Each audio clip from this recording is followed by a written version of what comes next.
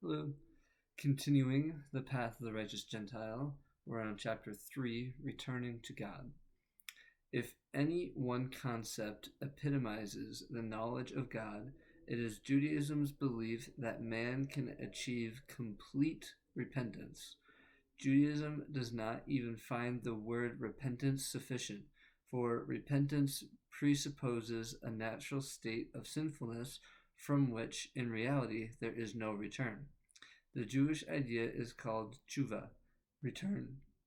Christianity, for example, views man as being a hopeless victim of original sin. In that light, complete repentance is impossible. How can one return to one's pure nature if the pure nature itself is blemished?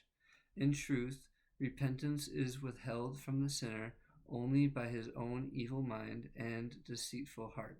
If he sincerely wishes to draw near to God, the gate of repentance is open to him, and no hindrance exists which can prevent him from attaining his goal.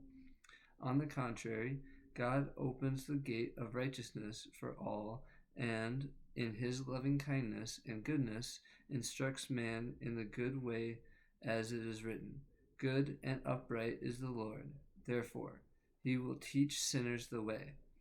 And it is also written, "The Lord is nigh unto all who call upon him in truth."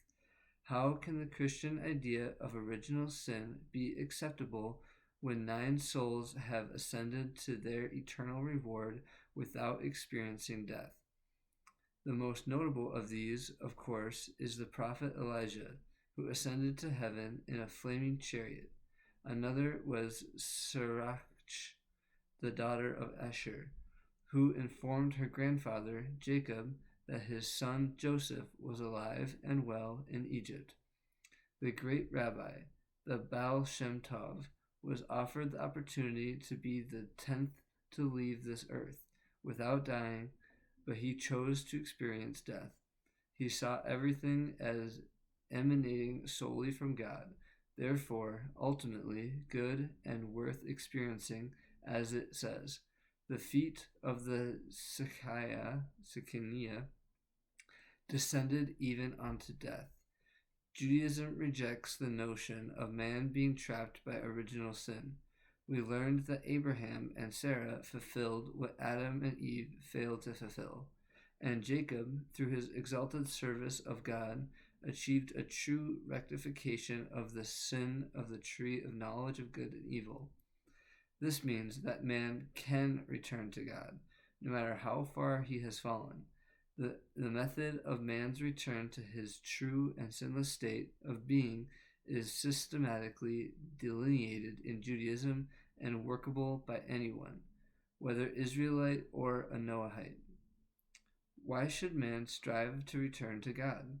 The lowest reason is, of course, to avoid punishment, but there is a nobler reason.